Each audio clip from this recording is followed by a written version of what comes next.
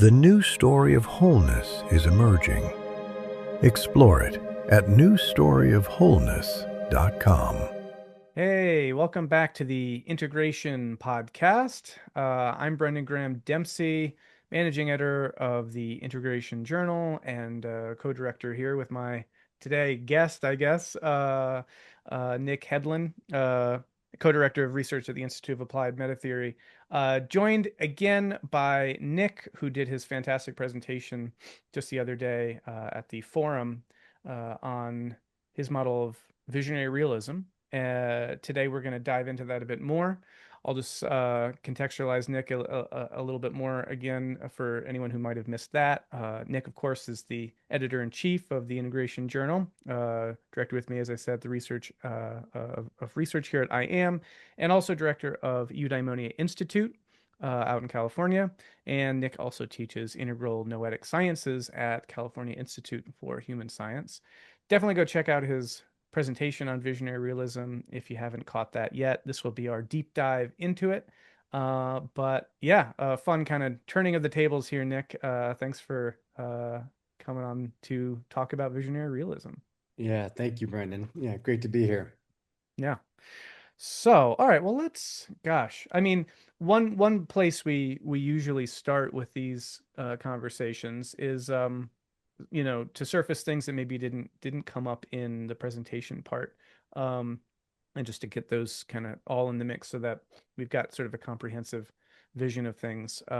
So yeah, is there anything that you feel like you weren't able to touch on in your presentation, or any other aspects that you'd like to surface before we dive in? Because if not, I'll just throw a question to you at the outset, which would be, how would you describe visionary realism in a kind of elevator pitch? You've got 3 minutes and you've got to communicate visionary realism. So feel free to pick up either of those threads, either stuff you'd like to bring up, or we can just dive in with that as an entry point. Yeah, well, let's go with the elevator pitch. Um, so visionary realism, I think, is really attempting to articulate kind of the broad outlines of a worldview that's more holistic, more integral, more integrative, more adequate to the complexity and sacredness of reality, like a worldview that honors the richness of the world that we actually live in, or at least tries to, and attempts to adopt a stance of reverence and humility and listening and the ongoing dynamic dialectical dance of attuning to and resonating with reality on all levels. Um, and we can look at that like in our own interior, in our own relationship to ourself, and am I in resonance with my own essence and the reality of my own soul and the structure of who I am as an individual being? We can look at that in terms of the kind of integrity of our relationships in our community and with our loved ones. And also we can look at it on a more sociological level of like what kinds of systems am I either transforming or reproducing, and to what extent are the structure of reality and the sacred. That's a good job. I mean, presumably, if you're in a skyscraper and that elevator's got maybe 12 floors, that would probably fit. That would probably fit in there. So that was good.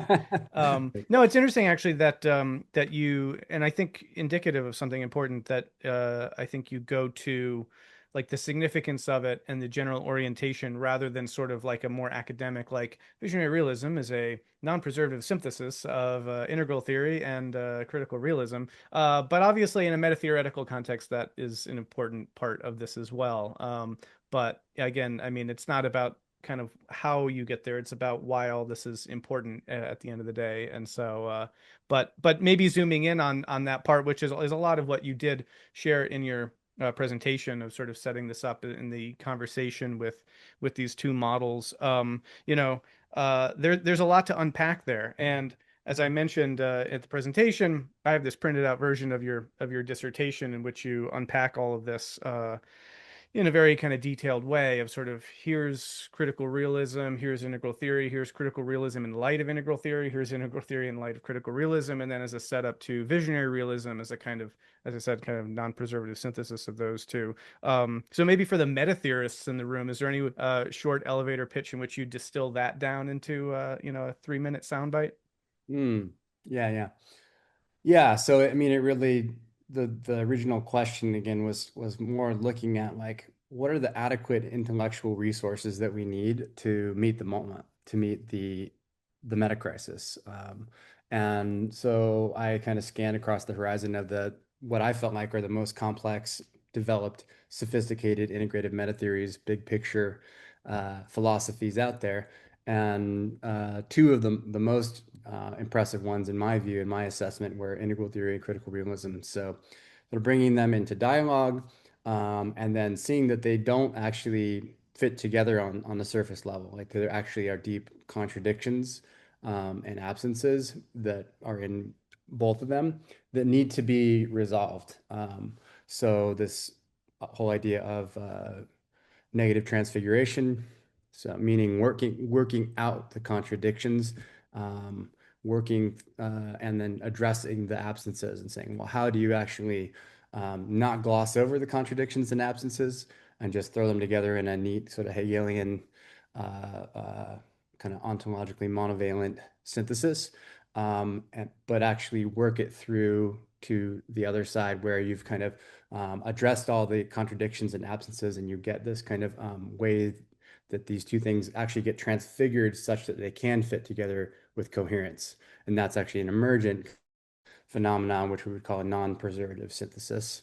And that's what visionary realism is in many ways. It is zoomed in a bit. It's not trying to necessarily address every single element of critical realism and integral theory, but it's looking at the core kind of architectonic structure, mostly on the level of ontology and epistemology, with other stuff in the Hmm. background.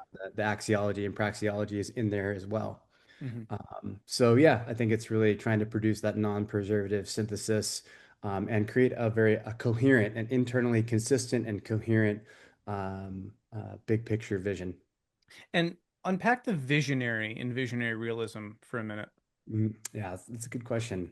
Well, I mean, so much of it when you kind of follow the golden thread of what are those actual contradictions and absences, a lot of it points back to what I sometimes call the Kantian chasm, um, looking at kind of the ways in which we don't understand in a coherent way the way in which human beings and our knowledge production is actually related to the ontological structure of the world.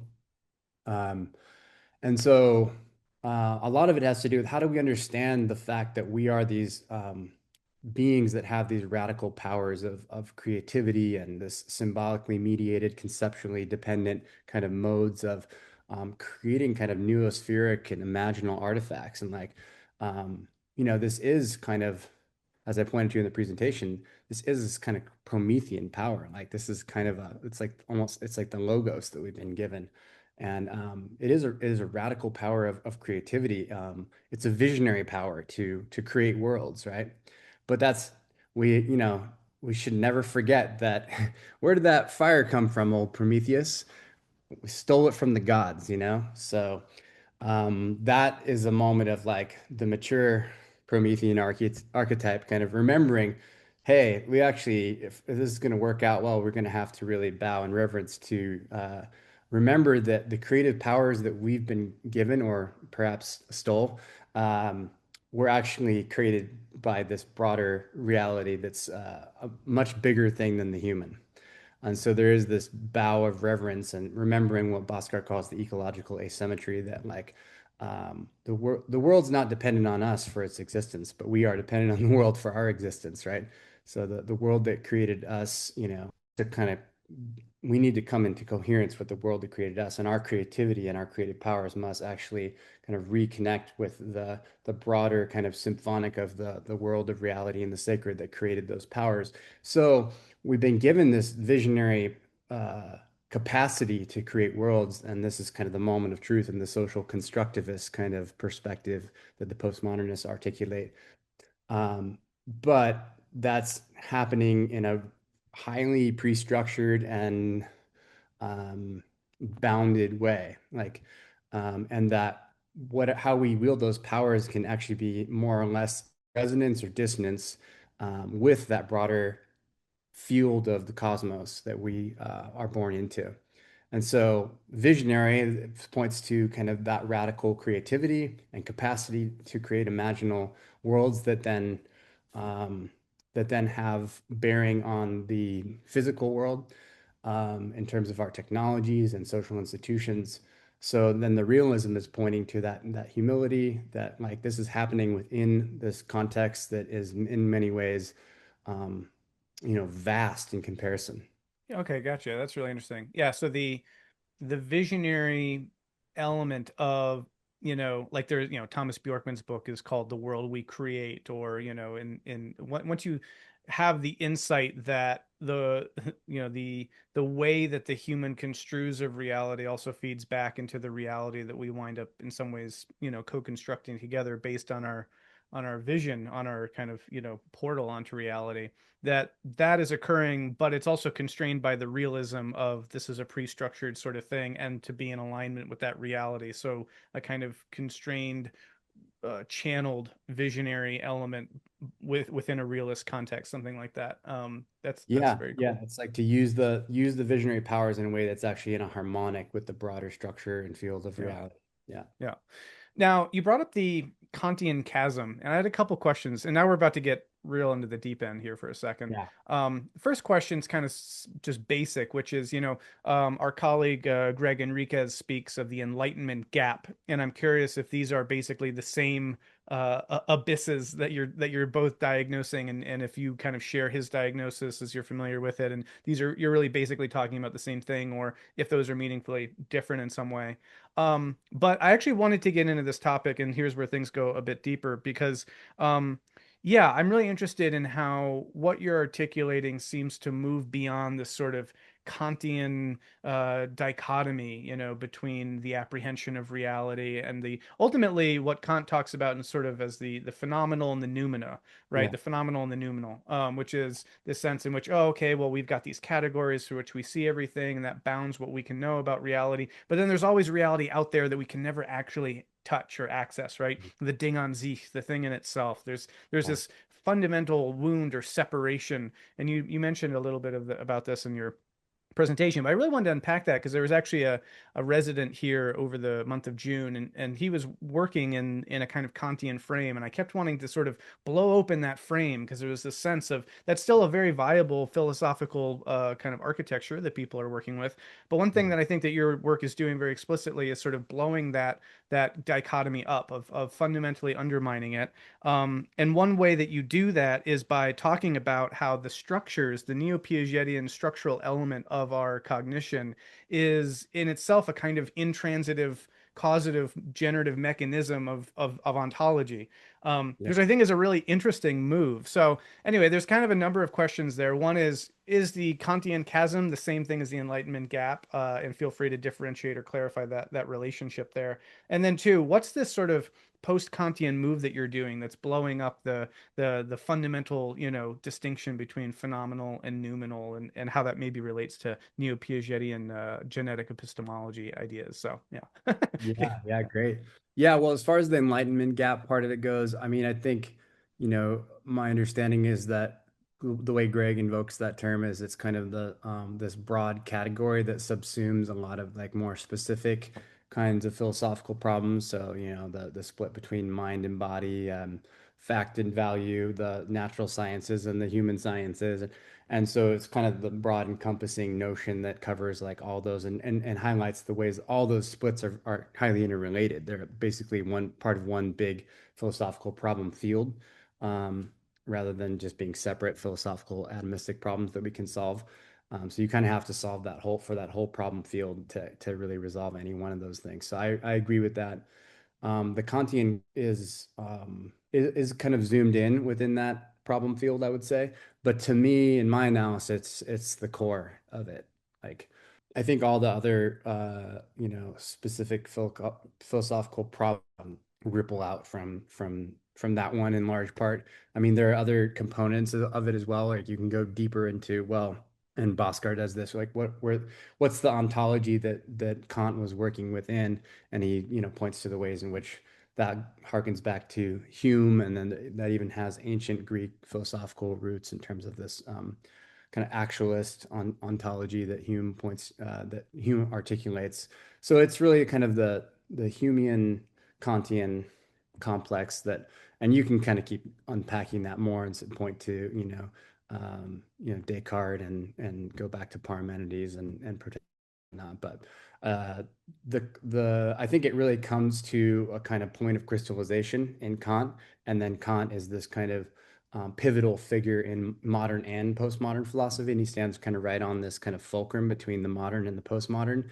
And if the sort of Kantian proper philosophy in my mind is a bit more modern, but when the sort of neo-Kantian philosophers eventually say, well, if we can't really access the thing in itself, the noumenon, like what's the point of really talking about it anymore? So then they sort of, Kant actually had a realist pole in his dialectic, right? But then eventually the neo-Kantian philosophers kind of dropped the noumenal pole and say, well, let's not worry about theorizing that. Much like the deists in early modernity were like, well, why do we even need to talk about God if let's just look at the machine he wound up. Um, and so I think that when the Kantians basically become non-dialectical anymore, that's when they become the sort of post-Kantian movements really is born, and that's the sort of postmodern articulation of it. So I could say a lot more there. Do you want me to stop?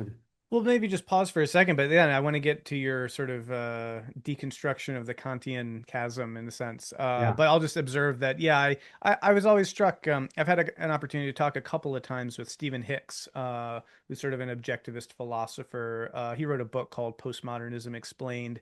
It's a rather it let's just say has a very strong take and a particular kind of take. It's not your it's not an overview of the postmodern discussion that will necessarily serve in many academic contexts. So he's a very gifted sort of philosopher, but he takes a very kind of harsh, critical, nothing good came of postmodernism sort of approach. But what he does in that book and in his thought in general, if people encounter this online, and he's been influential in the conversation, is he traces this back to Kant, and he basically says that Kant was the first postmodern philosopher. I think it's a little overstating the case. And when I first heard it, I was like, what? Like Kant was like, what is enlightenment? If anything, he's like the ultimate, modernist philosopher. But I think you're really right. I mean, he's right on that fulcrum because when you really digest what he's saying, it's a tee up to a kind of radical constructivism that it winds up becoming. And you can trace, I think, meaningfully a line back through like the post-structuralists all the way back to Kant. And so if you're swimming in this irrealist space of, we construct reality and all of that, there's a deep Kantian move way back in that lineage. And so anyway, that's an interesting thing, but certainly becomes more pronounced with postmodernism and all that. And so yeah, anyway, yeah, so that being the case, so work through a little bit in some depth how that seeming constructivist take winds up kind of imploding, or what the visionary realism is doing that rethinks this sort of problematic in a different way. Yeah, yeah. Yeah, sure. Well, I mean, first thing I'll also say, just as a bit of context, is that like, in the kind of general orientation and theory of change that we hold at I am really highlights the ways in which some of these philosophical ideas eventually trickle down into broader cultural worldviews, and just like they become the kind of backdrop of culture. And a lot of times people are very much unaware that there are these deep sort of philosophical Yeah. moves that were made that are informing, and so I think this is very much the water most of us are swimming in. And you see it inflected in a lot of different, you can see it in just kind of modern culture. You can see it in postmodern culture. You can see it in the kind of subcultures of like the new age spirituality, and it has slightly different ways that it shows up. But I think fundamentally it's a fairly ubiquitous backdrop. So we really are kind of honing in on like the heart of, modern worldview, the modern slash, I think of modern and postmodern as highly interrelated, very much in this way, because they share the Mm. same kind of philosophical architectonic.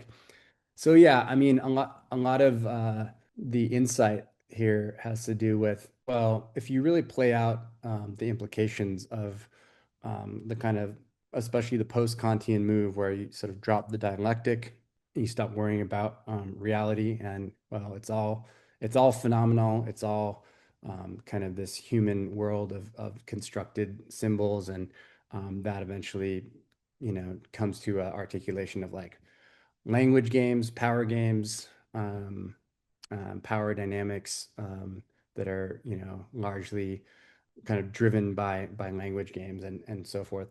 But this whole notion that our ideas about the world um, can actually supplant the reality of the world, like, is actually very much incoherent, and it always results in the performative self-contradiction. And so you can take any particular philosophy that we could deem to be modern or postmodern, and with a little bit of homework, you could play out and articulate a concrete way in which you see this performative self-contradiction playing out. Now, in the context of integral theory and the Wilber 5 phase, um, Wilber talks about how the epistemic subject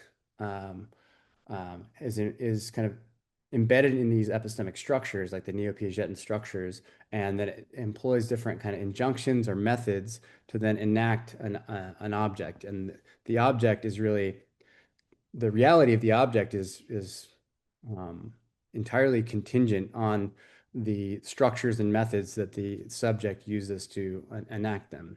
So it is really kind of a radical constructivist philosophy. And but of course, you can see in that kind of argument that it presupposes that there is at least one reality there. There is like a pre-structured reality that we're calling like a subject, right? The subject that has these structures and uses these methods to enact objects. So it presupposes that like a intransitive reality of at least one object existing, and therefore, unless you're going to be in a kind of self-referential paradoxical dynamic, that's another way of referring to the performative self-contradiction. It's always kind of pointing back to itself in a sort of hot potato philosophical move, like keep passing the hot potato on. You actually have to come to terms with the fact that you're presupposing an intransitive ontological reality. And then, you need a coherent theory of, how do you get that? And that's where the philosophical meta theory alpha kind of theorizing comes in. Like, well, what are the conditions for the possibility of knowledge? And, this is where Bhaskar really exerts his mastery. Um, so when you see this ubiquitous problem of this performative self-contradiction, what's often called the epistemic fallacy, or the speculative realists call it correlationism, or the correlationist circle is another way that's articulated, which I think is insightful. Then you go, well, how do we actually coherently formulate that so that there's not a internal self-contradiction? And I think that's where Bhaskar's transcendental realism really comes in. He goes, well, someone has already really thought this through in an extremely systematic way of like, what are the necessary conditions for the possibility of knowledge, science, and then he eventually generalizes that to like social activity in general. Um, and so, he basically has this transcendental retroduction that says there is a noumenal world. He doesn't really use the Kantian terms anymore, but like there is a noumenal world, there is an intransitive reality, and it's structured in a particular way. It's stratified and it's changing, um, and you can't really avoid those philosophical claims. Like, and Mm. um, he talks about it as like a Tina formation, like that there's this dynamic, like there's not really an alternative to a transcendental realist philosophy. That's the argument, and I Hmm. haven't good refutation of that argument. So I want to hear that argument unpacked, but I just also want to give a little more context here. So in Appendix 2 of Integral Spirituality from 2006, this is the Integral Post Metaphysics Appendix, and there's a section in here, basically, what's it called? It's basically trying to say, where does Santa Claus exist? Where is Santa Claus is the name of this heading. But um, Wilber says this: there is no pre-given world, but simply a series of worlds that come into being, or co-emerge, or are tetra-enacted with different orders of consciousness. Thus, he says, a dog, as a vital animal spirit, exists in a magenta world space. A dog as a biological organism exists in an amber world space. A dog as a biological organism that is the product of evolution exists in an orange world space, etc., etc. He says there simply is no such thing as the dog that is the one true pre-given dog to which our conceptions give varying representations, but rather different dogs that come into being or are enacted with our evolving concepts and consciousness. So if people are looking for a good sort of, what do they call that? A locus, something or other, for like trying to identify that kind of element of Wilberian integral thought, there's a great place to look for that. Now, I'll just kind of underscore something which I think is really important as my own interpretation of your work, and why I think it's really valuable, because as you mentioned, like this performative contradiction, it's actually really interesting that, Wilber and the integral model is based so much on developmental psychology, because I also totally agree with your reading of Piaget as sort of not being this neo-Kantian sort of radical constructivist. He's basically, you call him a kind of, basically a postmodernist kind of, proto, either critical realist or visionary realist, right? That you have to presume some element of a reality that pushes back on the organism as it's learning, right? Because learning is the ability to adapt to the environment in a way that is like you can actually gain some genuine knowledge. There's a fit between your knowledge and the world. And and so if you don't have reality pushing back, then there's no motor for development.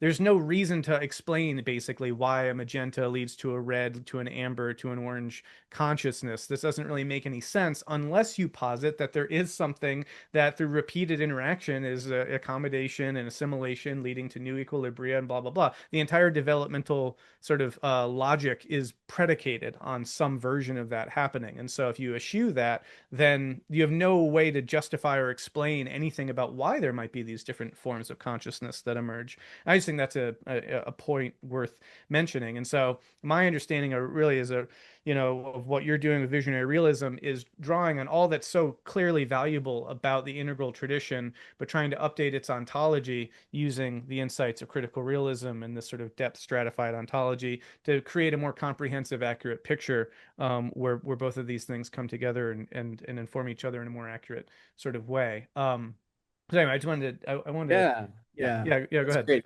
I mean, I love everything you shared there, and I think it's all important stuff because I think, yeah, if you really drill into Piaget's work, it's to me, it's really clear. Like, it's not like it doesn't feel like a idiosyncratic interpretation of Piaget. It feels like an alethic interpretation of Piaget that what he's looking at is this fundamental dialectic between the world and the structure of the world and the structure of our cognition and our learning about the world.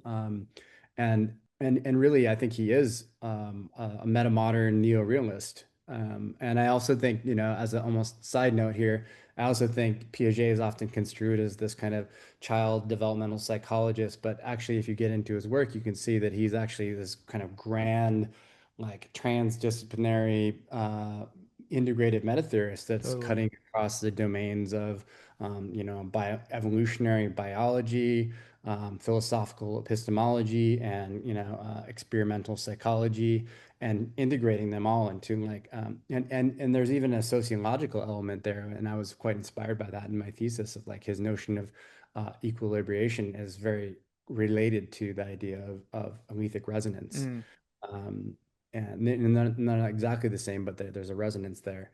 Um, And yeah, so and then I think Bhaskar helps to bring the whole thing to another point of kind of conceptual precision and clarity by saying, well, no, you have to actually presuppose that there is a world that's intransitive, that can't be reduced to our cognitive appropriation of it. And that world includes absence, and absence is a real part of the fabric of reality that actually has causal power, right? Mm. So in the Piagetian model, like understanding, well, the absence of our capacity to construe the complexity of a given phenomenon in the world is actually part of what drives the developmental process. Hmm. We're actually encountering the complexity of the world, but our worldview is inadequately construing that Yeah. complexity, and we are subject to the real causal effects of that absence. And that is actually the fundamental dialectic that's driving the development through the Neo-Piagetian structures. Totally. But now, so here's my big question, is sort of like I'm still struggling with exactly what sense to make of these categories that Kant presented of the noumenal and the phenomenal, because it seems like even in this framing, Mhm. those are still preserved in some meaningful way, right? There's something about the transitive elements of reality that aren't the empirical, that they're not the known, and so they're beyond the known. They exist, but we can only endeavor to know them better, right? But it still seems like there is this, in a sense, deep distinction or fundamental dichotomy between what a person knows, what can be known, and the thing in itself. And so, and that could be fine. I'm not saying Yeah. that's necessarily a bad thing, but it just seems like, is it that these categories are being fundamentally exploded by seeing some deeper interpenetration, or is there still some way in which the noumenal is retained, but it kind of gets restructured or rethought, Yeah, or yeah. yeah. I mean, I think one of the problems is that we tend to think of these two things.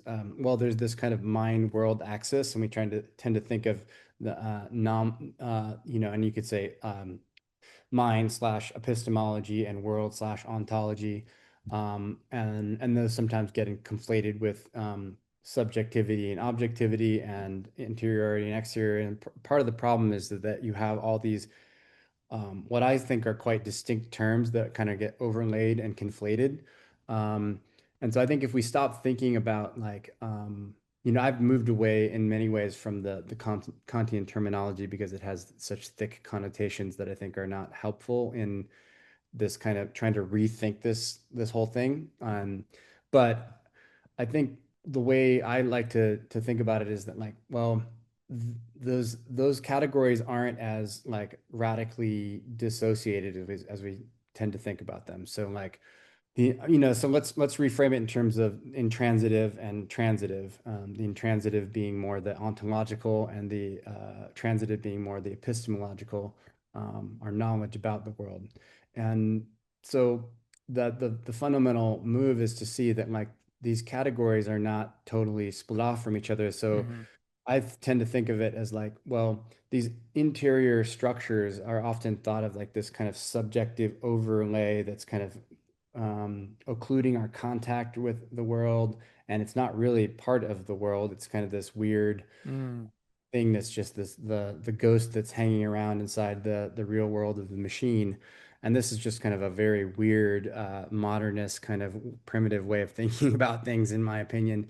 But if we think about that, those in like the intransitive is something that cuts across interiority and exteriority, then we can see that like there are certain structures of interiority that are intransitive, but they're also transitive.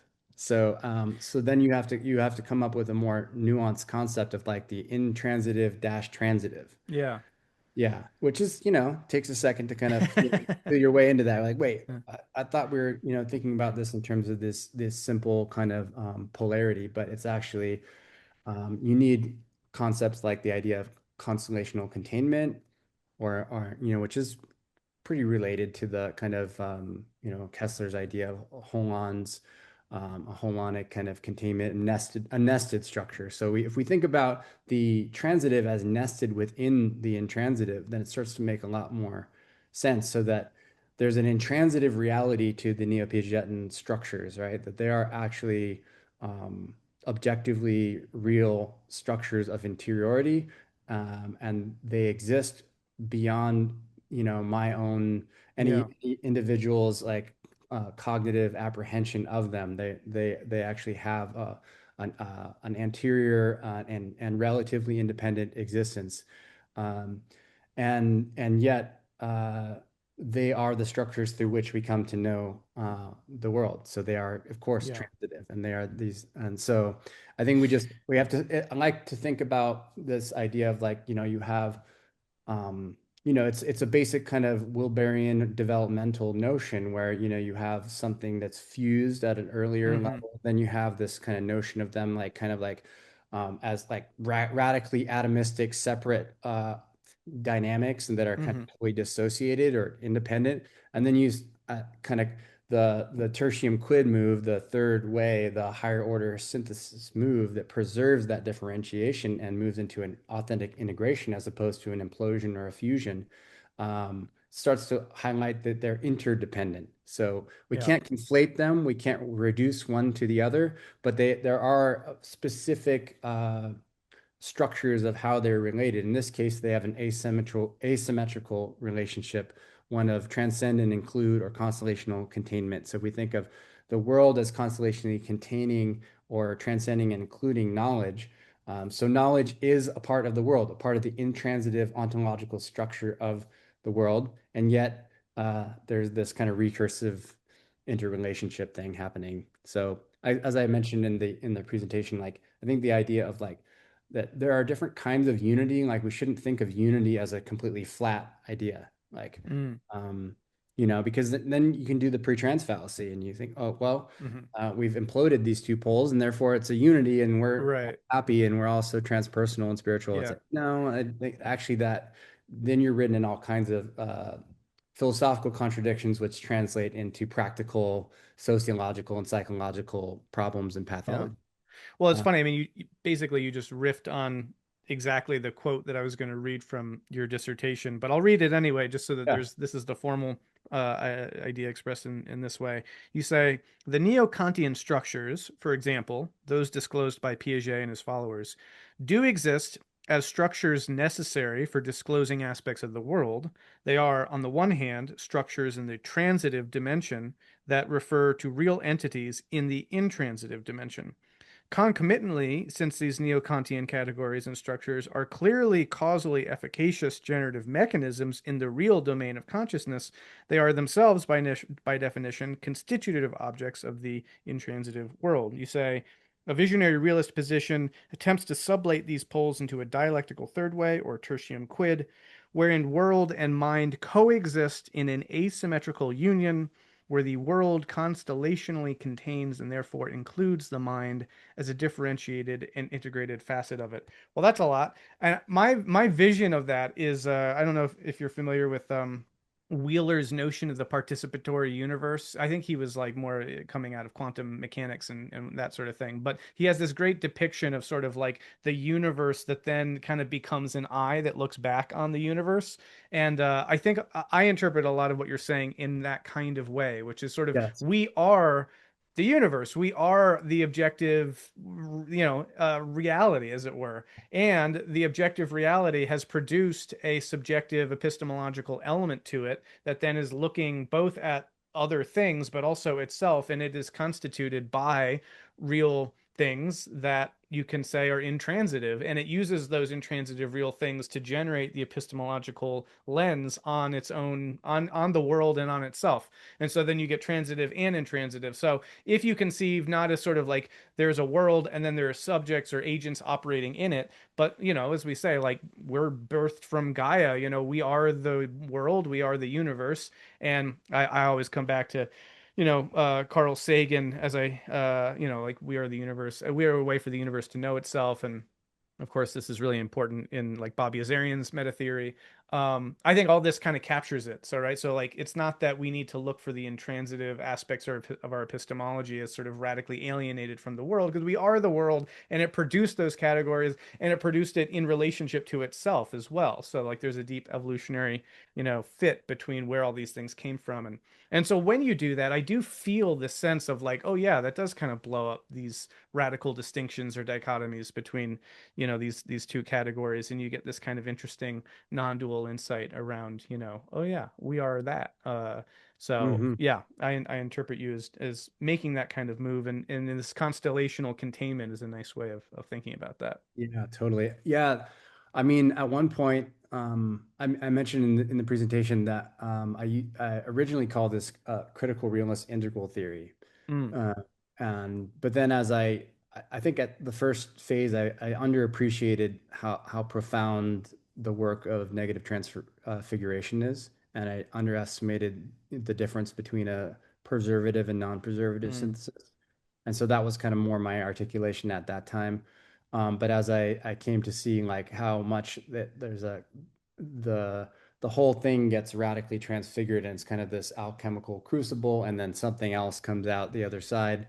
And so in that the kind of visionary, I was groping for a new name because it actually felt like this is actually sort of an emergent phenomenon, and critical realist integral theory doesn't quite capture it. And one of the names that I originally toyed with was participatory realism. mm. And then I, did some research and saw that that's already a thing in Ah, quantum damn, hate theory. that. Dang it. It's the worst. But that's a very interesting, kind of school of quantum physics. Oh, that Um, was the very thing that's already called participatory realism. yeah, it Oh, already is interesting. kind Oh, of okay. Huh. school of quantum theory. Yeah. And yeah, and that's a whole other thing we could get into. But yeah, I think that all is to say, like the participatory element is a huge thing. I sometimes talk about the three P's of visionary realism: participatory, process, and pluralistic. So Hmm. like, so these are, because I think in the postmodern kind of milieu that we're swimming in, there's a lot of resistance to the idea of truth and realism, especially in Hmm. the academy. I think that's shifting more and more. But certainly the academy of the 90s and the 2000s and even into the early 2010s and stuff, there was very much this notion that, yeah, I mean, to believe in a reality is like a passe kind of move in intellectual space.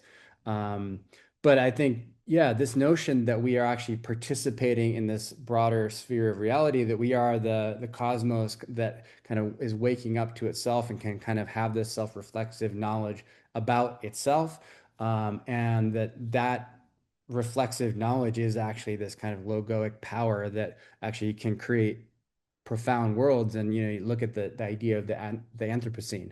It basically shows like, look, our collective creativity has actually become a force of nature. Well, it already was a force of nature, but it become really, really obvious that it's a force of nature that actually is radically reconfiguring the structure of the earth itself, right? Yeah. On a geological level, like, and so now we have to actually think of this as a new geological epoch Hmm. because humanity's powers have etched itself into the very like structure of the earth, at a level which it's like very profound. So yeah, I think this participatory element of visionary realism is really important. And as I mentioned in the presentation, part of that is like a new theory of kind of truth, like that goes beyond the correspondence theory of truth. The correspondence theory of truth is a very much a Kantian kind of way of thinking about what is truth. Well, there's the thing, and then there's like an adequate representation of the thing that corresponds to the thing. But these two things are kind of like very much separate. So it's still in that kind of dissociated worldview. But the visionary realist thing kind of builds on a lot of Bhaskar's work, but then extends that and draws out, I think, even more the participatory implications that are in Bhaskar. So I think Bhaskar is very much like has a very much participatory and process-oriented philosophy, but it's underemphasized. Mm. And visionary realism tries to come in and draw out those implications, saying like, look, yeah, we can actually, as these self reflexive human beings, we can actually become these kind of participatory vectors, um, in which the thing itself expresses itself noospherically. So when there's actually a resonance between our ideas about the world and some facet of the world, um, it's not just that we're describing a correspondence, it's that thing is actually expressing itself through our ideas. And so we're both adequately referring uh, Mm. the thing. And so we're making a claim that we're getting at the referent and that goes deeper than the symbol. So you actually have to have a detached referent that can't be conflated with the signifiers, right? So you need a kind of tripartite semiotics to ground this. But then, so the idea of an expressive referential theory of truth that's participatory. And I really love that idea. And I think there's a lot of, there's a number of philosophers that have intuited something like this. Yeah. I think of, so we talked about Piaget as kind of like a proto-visionary realist. I also think Goethe, he had Mm, kind of this, sometimes he's talked about as a real idealist, that's kind of like his imploding some of the distinction or going beyond the mm. ordinary kind of distinction between idealism and realism, and very much like highlighting this, I think implicitly, this idea of an expressive referential theory of truth. Hmm. Yeah, and I know you've drawn on Goethe's work and in your work a decent amount, and I think you even did a whole article that really kind of foregrounded that aspect. Love to hear Matt Segal, dialogue with you about some of that aspect. He's also deeply enmeshed in that sort of Goethean science and that epistemology that comes out of that, and I think Mhm. there's something really to explore there. Um, also, yeah, I was gonna note earlier you'd mentioned. There's a great article by Michael Kleineberg that was published in the first issue of Metamodern Theory and Praxis, and it's Yeah. Piaget as metamodernist. And a lot of what you're Yes. saying is sort of, Yeah, I know that um, article. I love that. Yeah, yeah. totally. One thing that we kind of ask in these contexts is sort of our part of our recurring set of questions has to do with weaknesses or limitations or things that are still maybe to be done with these models or that are still in flux. I mean, so you've in your work, you've taken critical realism and integral theory, and you've made this non-preservative synthesis. It's this very robust kind of product of that on the other side that, as you say, is sort of emergent and different on its own terms. And one thing I want to underscore too that I find really interesting about all this is how there's something that's come out of that I think that really deeply informs the integrative worldview that we were just talking about of sort of like the universe coming to self, knowledge and awakening and all that. And I think that it's really interesting that even in taking these other works that were in their own way certainly very seminal for speaking to various aspects of the integrative worldview, you've actually kind of made something even deeper that kind of brings that element out even further. And I find that a really fascinating thing, that there's something even that that visionary realism in a sense is getting to even deeper elements of the integrative worldview by engagement with, but also moving beyond kind of integral's own sort of metaphysics and ontology. But in that process, that transformative process, you've got this incredible thing, visionary realism, strong on ontology, strong on epistemology now, in the way that its components weren't in it necessarily. What remains to be done? What are you excited about in terms of as we collaboratively work on an integrative meta theory 2.0? What do you feel like, by offering visionary realism into that conversation, you're keen to see things develop or take new shape, or you have a sense of what still needs to grow or be added to this sort of structure? Yeah, great question. I mean, there's so much really. I mean, the dissertation, which I'm in the process of retooling into a book that I hope to publish in the next year. There was a hard stop in terms of word count, and that was extremely hard for me. And there's like all kinds of appendices and other Mm, stuff that didn't make it into the dissertation.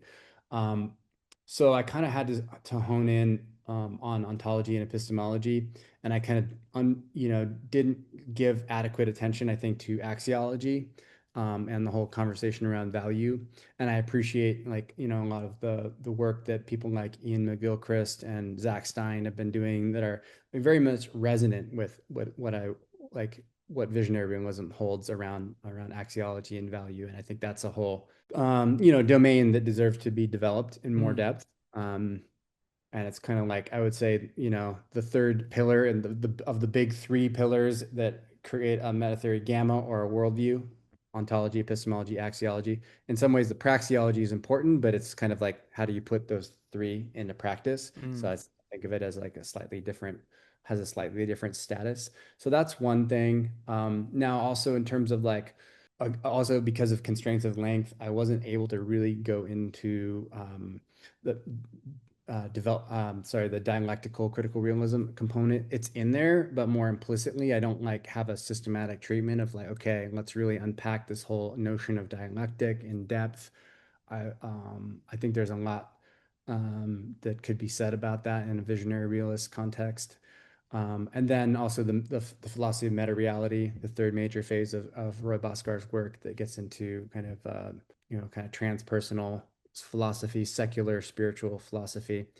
Now, I have started to do a little bit of work around that. I wrote an article in Zygon that was kind of unpacking what I think was implicit in my thesis around the possibility of a new science of interiority, which then a subset of that is a new spiritual science, a science of spirituality, and then in kind of in dialogue with a scholar named John Calvin Chatlos, this idea of the possibility of a soul studies, which is kind of, somewhat potentially revolutionary notion. Folks like Sam Harris talk about the idea of the soul as kind of the epitome of like pre-rational kind of dogmatic baggage. And I very much have a counter argument to that, and say, well, I think there is an intransitive reality there.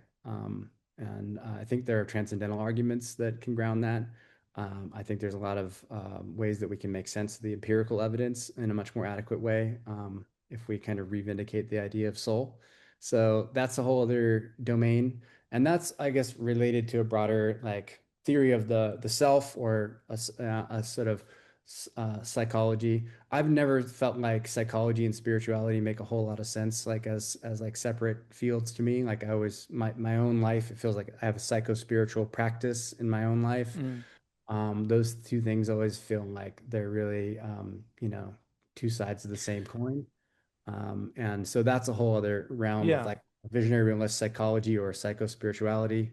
It's not a great word, but Well, let's unpack that just for a second, because it is interesting, right? Where both these major big picture model progenitors are deeply enmeshed in spiritual kind of ideas, right? Wilber, in a sense, from the beginning, Bhaskar sort of moving there, some would argue, kind of over the course of his career. Maybe he wouldn't, it sounds like, talking to Lee Price, have necessarily argued it that way. But there's a way in which these meta theorists seem to have a tendency to go spiritual, and I'm curious what your read on that is. Not so much, I mean, obviously there's a basic way in which, okay, well, you're talking about big, what's it all about, right? So that kind of leans toward questions of ultimate concern, spirituality, religion, etc. I guess I'm more kind of interested in your sense of how to play with that dynamic, how to work with it productively, in both a pragmatic and maybe like a sociological kind of way, where, arguably, I think one of our theses is that the world needs big picture models. These would help in all areas, if more people were exposed to these, from AI to education to policy, all these kinds of things. Multiple elements of the meaning crisis and the meta crisis, rather, call forth like engagement with these models. At the same time, we can understand how, with these institutions as they are, there's already such a kind of bracketing out of the spiritual, the existential, and in that kind of way. And so trying to get more scaling of, or pickup culturally, of these big picture meta theories seems to face that challenge of how to interface with the spiritual element that seems to always kind of show up. Do you have any thoughts about how, as we're engaging in an integrative meta theory 2.0 project, uh, what is sort of the proper etiquette or approach or pragmatics of engaging the spiritual in ways that deal with the totality of existence without necessarily alienating people who, have trouble kind of, coming into that kind of discourse? Yeah, no, those are great questions. I mean, I think, this is a really crucial element, and, Vervaeke has talked about the meaning crisis, obviously. I sometimes call that the existential crisis, which can be confusing given the rhetoric around existential risk and everything. So, but yeah, this whole meaning crisis field, I think, is really a huge like centerpiece of the meaning of the meta crisis. And I think the question is a lot, how do we preserve the best of our kind of rigorous intellectual, rational, critical faculties, and also be open to a broader reality, to the possibility that there might be intrinsic meaning and value and purpose in the cosmos, that there might be forms of intelligence and meaning that go beyond the kind of modern reductionist worldview. And I mean, and that's something I feel really like is a huge part of what visionary realism is. And something that I live out in my own life a lot is that like I think we really do need that intellectual rigor. Like it's so important. And when when I step out into new age kind of spiritual scenes, for lack of a better term, the culture of contemporary spirituality, I do feel like there's a lot of those spaces that really have insufficiently included like a rigorous intellectual perspective.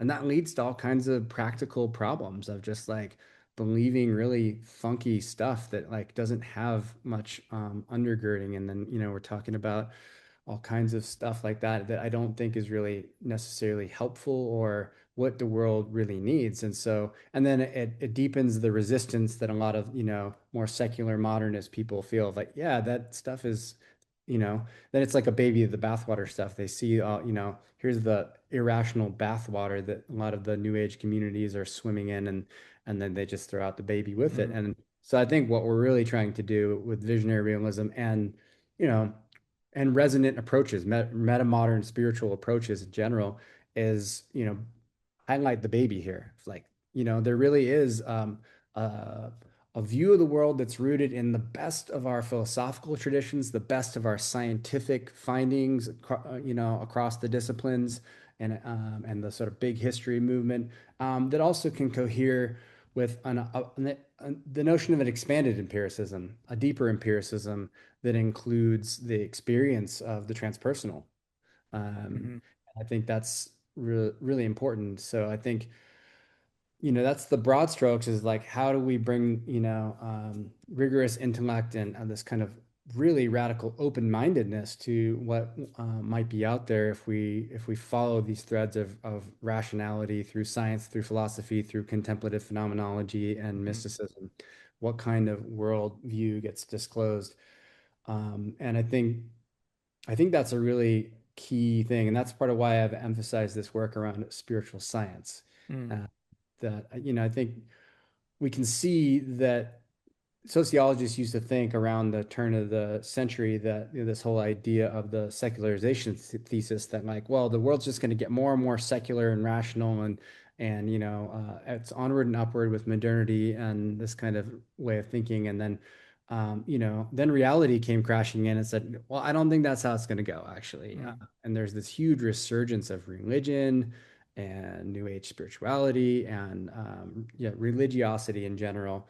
And so I think that's obviously we're really dealing with that. And I don't think we've, like, the culture hasn't landed a strong foothold in this kind of third way that's like, well, Hmm. we can have deep meaning and purpose and in the sense of like there's an intrinsic value to life, and we can have rigorous rational scientific inquiry, and those two things aren't mutually exclusive. And that's actually what we start to see in this kind of a domain of secular spirituality, which is what, visionary realism, the domain visionary realism is attempting to work in.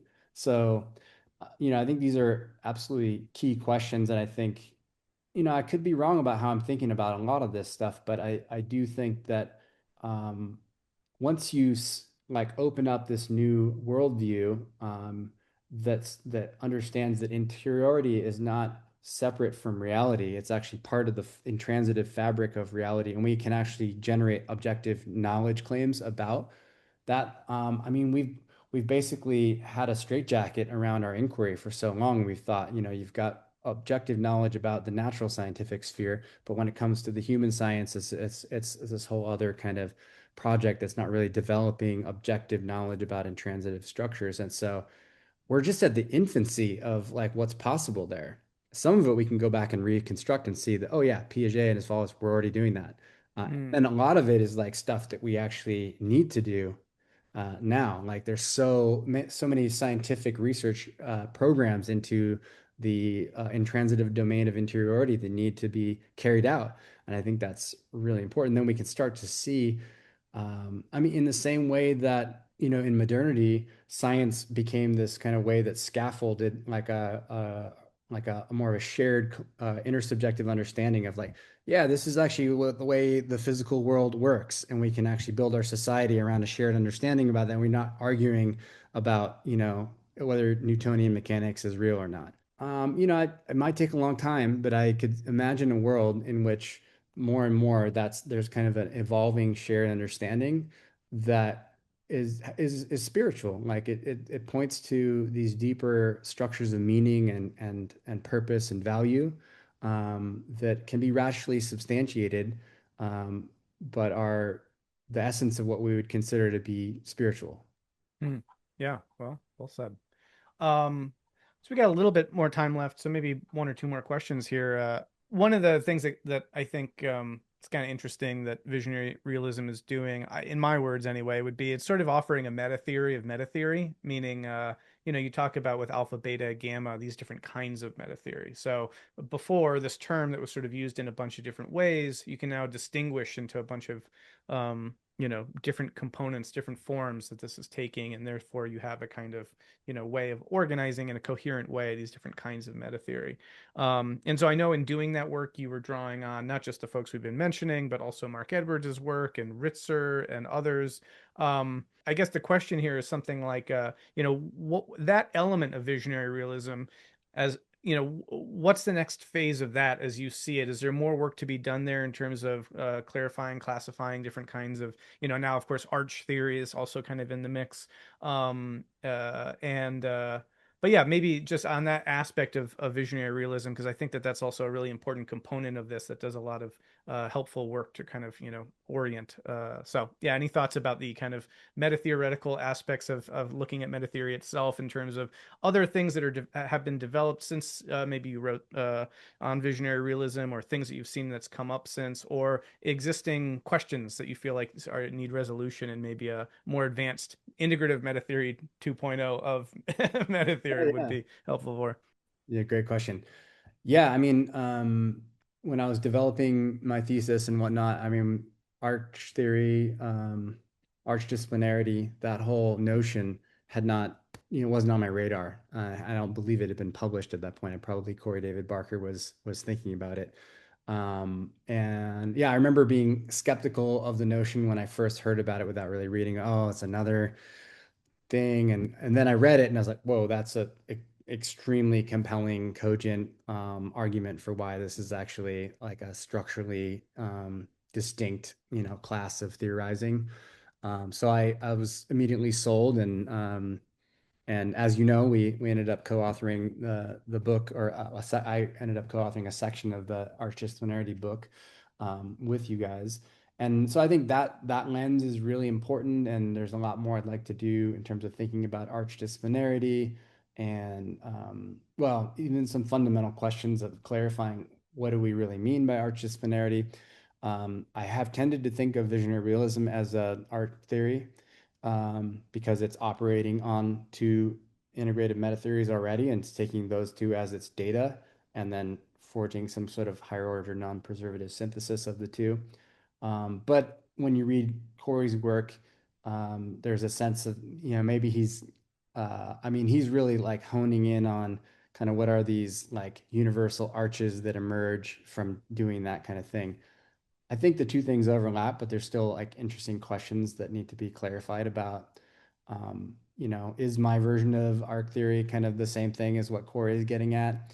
And then, yeah, weaving that into the broader like visionary realist, like meta theory of meta theories, or the taxonomy of meta theories, I guess you could say. And then the other piece is Bruce Alderman's work on grammatology and what he calls infra theory. And we actually just had a conversation earlier today, kind of exploring some of these questions that I feel like still haven't been totally resolved. Like, for example, is infra theory and grammatology, is that like its own kind of category in the taxonomy of this big picture theorizing space? Or is that maybe a subset of like meta theory alpha, like a philosophical meta theory, but it's just looking at kind of the the conditions for the possibility of knowledge or articulation of theorizing in the domain of language. So we were kind of playing around with some questions around that of like, well, are maybe, there are other structures of interiority that we could look at, like, and what, which typological lenses are we privileging in like a given theorizing?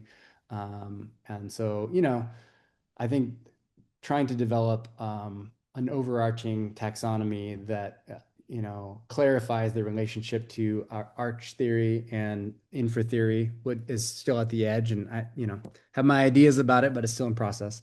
Yeah, no, it's been interesting as we've been working our way through and this project and planning for the symposium and thinking in real time having to kind of try to make some sense of these rather it's abstruse concepts because it gets to the heart of what we're after here with this whole project. And so we're kind of doing some theorizing in real time collectively, and that's been really interesting to see. So yeah, that seems to be an important part of this project that will come to greater clarity, probably necessarily by means of the project itself, which is interesting. So maybe last question here is so one of our standard questions is, what does this model offer of value in the context of the metacrisis? But in this case, we're talking to at least one of the co-coiners of that kind of general framework, and of course, your work has really been profoundly instrumental for making the metacrisis a topic of collective conversation. So I suspect you have a lot on this, but yeah, how would you say visionary realism offers something of value in the context of the metacrisis? Yeah.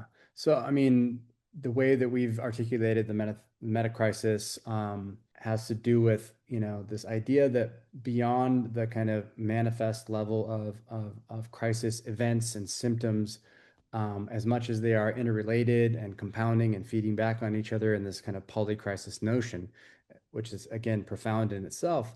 But the meta crisis tries to say, well, behind and beyond all of that, upstream of all of that, there is this level of worldviews, and those worldviews are the necessary conditions for the possibility of creating that crisis system or polycrisis dynamic.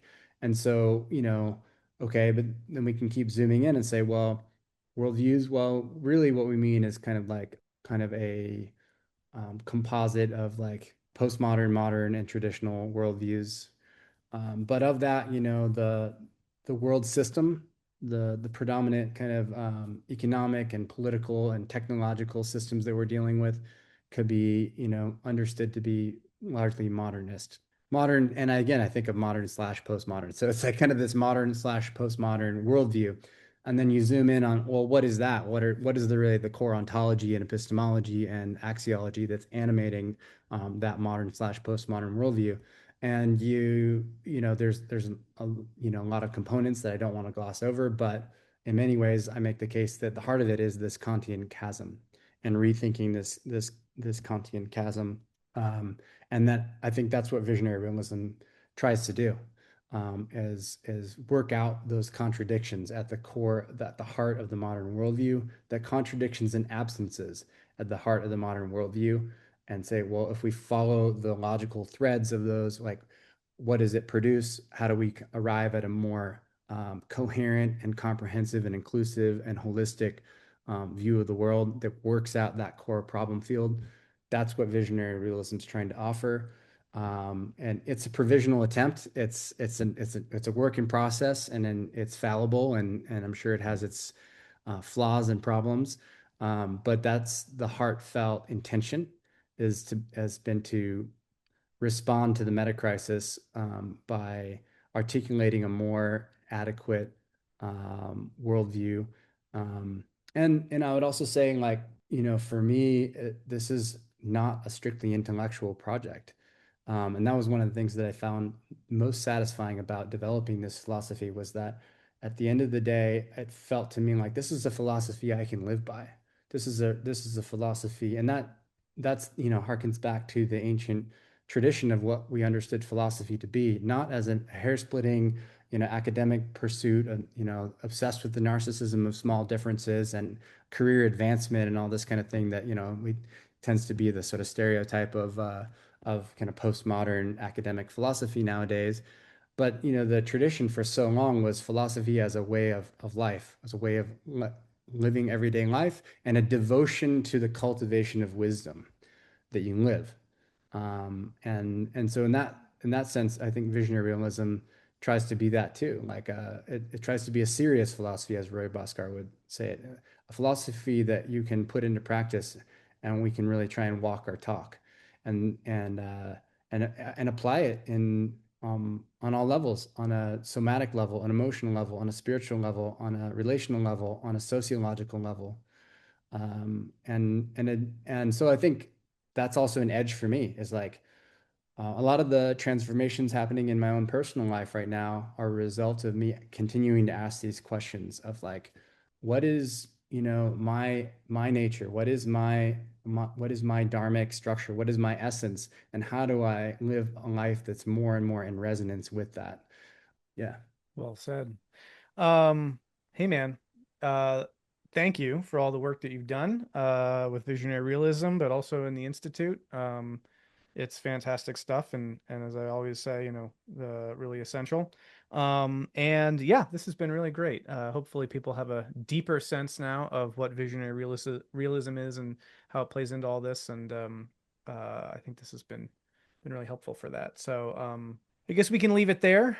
Any final thoughts that you want to throw out there, or yeah, if anyone wants to learn more about this, or how is there a way that they can read something or engage this a little bit deeper with some text? Or you mentioned a book that's maybe in the works. Yeah. Well, I think I would finish by saying that like one of the components of visionary realism is this notion of, well, in addition to the idea of epistemic fallibility and relativity, there's also a notion of like incompleteness and autocritique.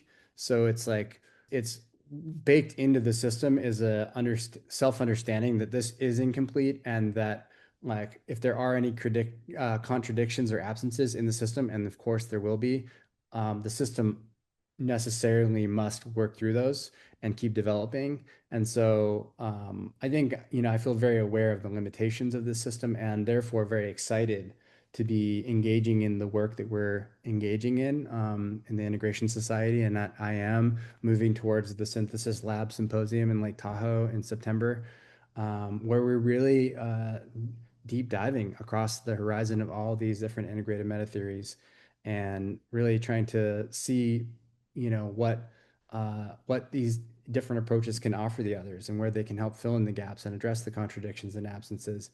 And I'm just super excited for that. And there's already, a sense of like some of them really have pieces that the visionary realism hasn't articulated. Utah in particular comes to mind.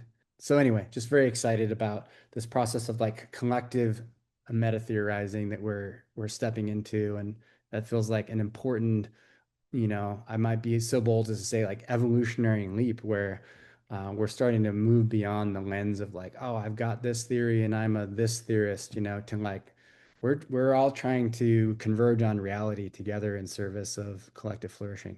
And then as far as, like getting into it more, hopefully the book will be out in the next year or so. But yeah, you can check out my work at Eudaimonia Institute on our website, eudaimoniainstitute.org, and then my personal website, nicholashedlund.com, and then of course our website at the Institute of Applied Metatheory. Awesome. All right, my friend, this has been great. Much appreciated. Thank you so much. Until we're back on the other side of the equation here again, talking to someone else in the next podcast. But till then, take care. Thank you so much, brother.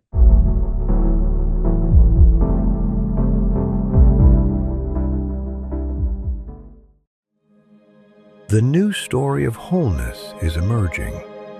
Explore it at newstoryofwholeness.com.